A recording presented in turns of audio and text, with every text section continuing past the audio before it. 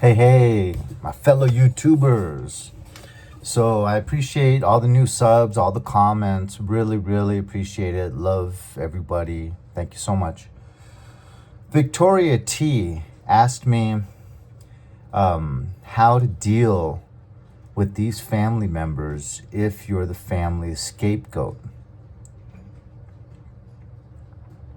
If it's a narcissistic family, where kind of everyone is involved. So everyone's either, grandiose, malignant, covert, vulnerable narcissist, and maybe some of the vulnerable narcissists are flying monkeys. Well, it's a narcissistic family cult. And I hate to say it, but if you're the designated scapegoat, you're the emotional waste bin.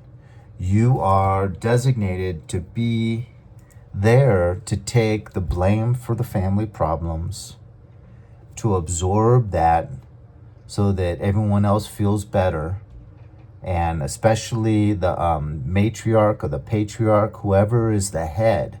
Everyone knows these things. It's just these unstated rules, basically. So everyone knows it, but no one talks about it out loud.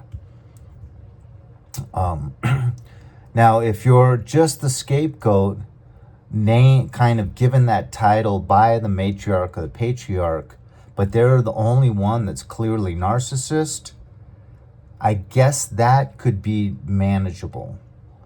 And probably the best way to manage that would be fawning. Doing your best to give that matriarch or that patriarch that's that most likely covert or malignant narcissist, giving them their admiration, giving them really expensive gifts. That is something you would really have to listen close and ask a lot of questions to really find out just what they want that's expensive. Because as the scapegoat, what the covert will do between the golden child and the scapegoat is they will let the golden child know what they really want. That's a very nice, expensive gift. And then with the scapegoat, they'll say, no, don't spend your money. I don't need anything. If you have to give me something, just give me a cheap pair of earrings or something. And then in front of everyone at the family party, they'll gush when they get the golden child's present. Oh my goodness, this is just what I wanted. How did you know? Oh, but it's so expensive. You didn't have to do that. And they'll just hug them and kiss them, and it'll make such a big deal. And then they come to your gift, and it's like, oh, that's so nice. Thank you. And then just kind of turn away from you, So that's all set up. And it's the same repetition year after year. You'd have to be an idiot not to pick up on it. But most of the time, when the matriarch or the patriarch is a narcissist, it's a narcissistic family system. Call it a cult if you want. Everyone's in on it. And everyone is happy that you're there, because no one wants to take the abuse that the covert narcissist gives behind the scenes, and the malignant, if it's at the head of the system, if it's malignant, they'll abuse you publicly and have fun, like making jokes at your expense and kind of demeaning you in roundabout ways. Like something, you might notice something that's pretty obvious, and they'll be like, wow, that was really impressive. I didn't think you could notice something like that, when it's something obviously very apparent, so it's a backhanded compliment, because everyone kind of noticed what you noticed and said out loud. Or they could say something like, well, wow, look, you're able to really dress yourself nice. You got your pants trimmed at a seamstress, and you picked out your own clothes. That's wonderful. You're like, I've been a grown adult for 40 years. Why are you saying that in front of everyone, It really is comical once you get away from it. You know how asinine and how childish this behavior is. But you got to remember, narcissists of all kinds are kind of stuck emotionally at when they made that decision to be a narcissist. That's the age of reason, 7 years old. So their emotional development really stops right there. So it's arrested development. And so if you're gonna try to stay in the family, the only really viable options are fawning if you feel like it's just mainly this one person that's really the one that is abusing you, and most of the others aren't really that much of flying monkeys or narcissists themselves. That's what I would suggest. This is just off my own experience, but once again, I was raised within a full-on narcissistic family cult, and then one side of the extended family was nothing but narcissists, and then almost all my friends and girlfriends that I attracted were narcissists. Went to a toxic work environment where I signed up for a career that you had to stay there for like 30 years before you could get a pension, and if you left, you lost your pension. So, and that was fully narcissistic bosses that could smell it on me, that I was someone that had been abused. And they start salivating because they can tell, they read you and they can tell. And it's like a predator, a lion or a mountain lion, and a little doe with a broken leg. You know, just as soon as they see it, they're going to start salivating and they're going to come for you. There's no two ways about it.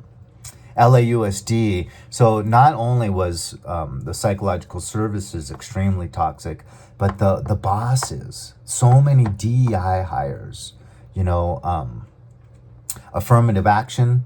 Most of the principals and assistant principals I worked for were people that got into college because of affirmative action. And they were African American, but they had the privileged attitude.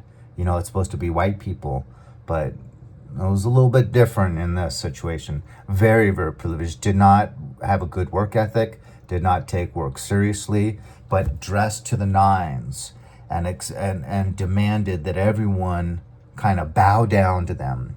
Kind of like Kamala Harris, from what I hear.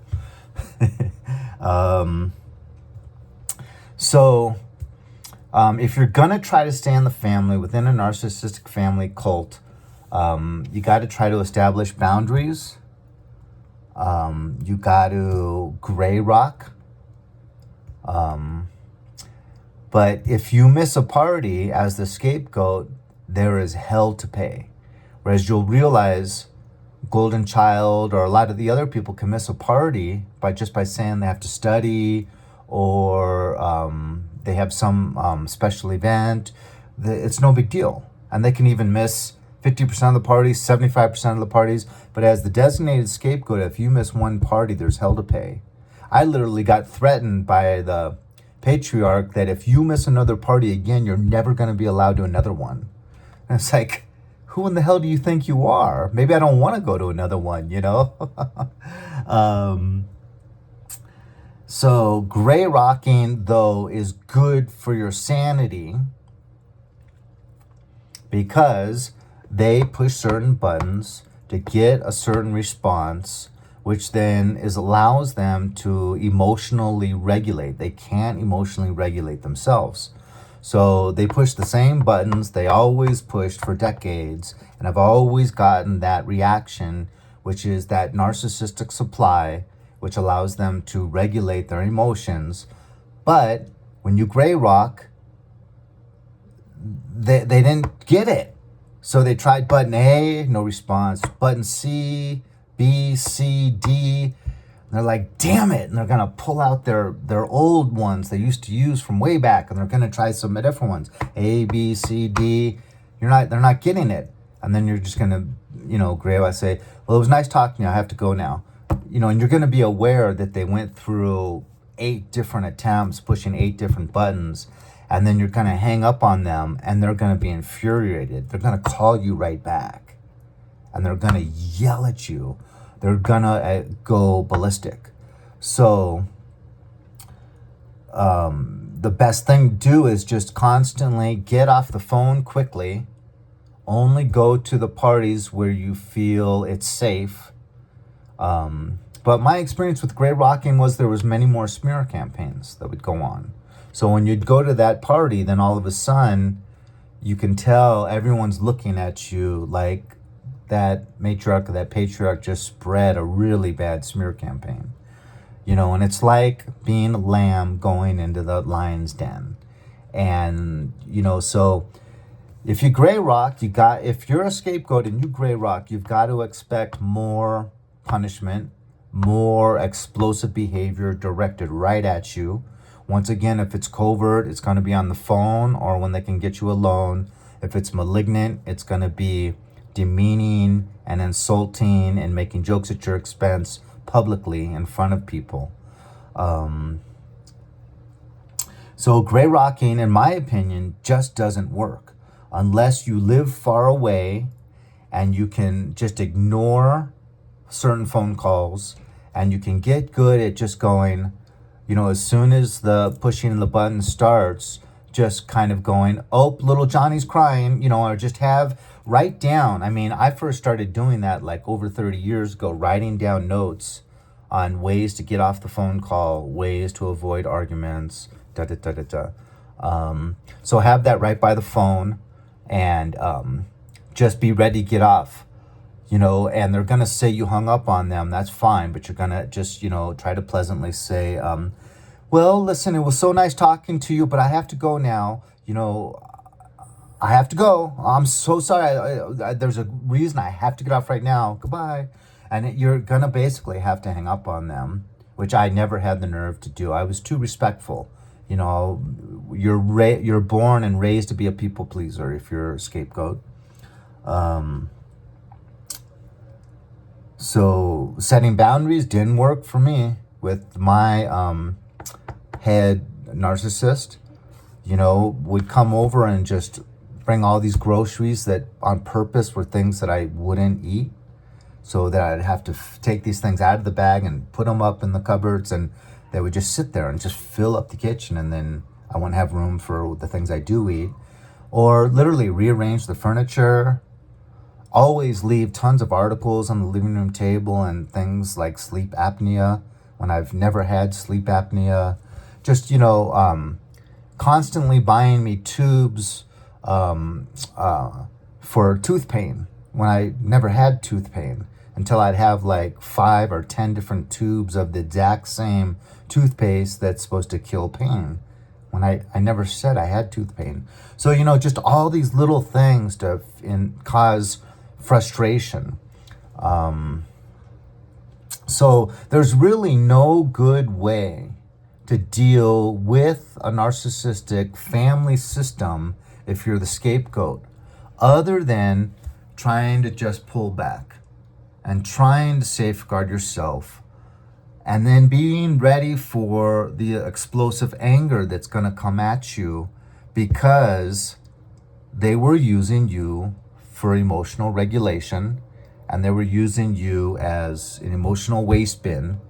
And with you pulling back, maybe missing some parties, getting off phone calls quickly when you realize they're trying to bait you into arguments, trying to give you backhanded compliments and insult you to ensue an argument. So I don't see any good way except for really doing your own work on yourself, really doing whatever you can to make yourself stronger by going to the gym a lot, reading self-help books, getting more into your faith. That's done more for me than working out or anything.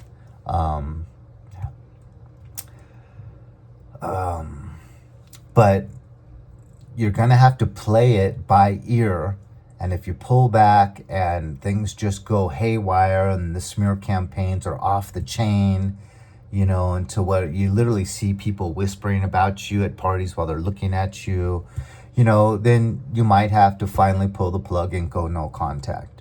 Or you might just save yourself a bunch of agony and go no contact now. It depends on if you need some financial help and they're doing that for you. You know, that's a big one that narcissists do. They dangle that carrot, and they can keep people they abuse around by promising, future faking and promising some money and then giving some here and there, breadcrumbing, just giving you just enough. So yeah, I was a school psychologist, so I have several degrees in psychology, a couple masters and a BA, and so when I started learning about this stuff, you know, it all kind of fit in with all that foundation of knowledge I already had. But anyways, I hope that was helpful. God bless. Leave a comment, hit like or dislike, and I will talk to you later.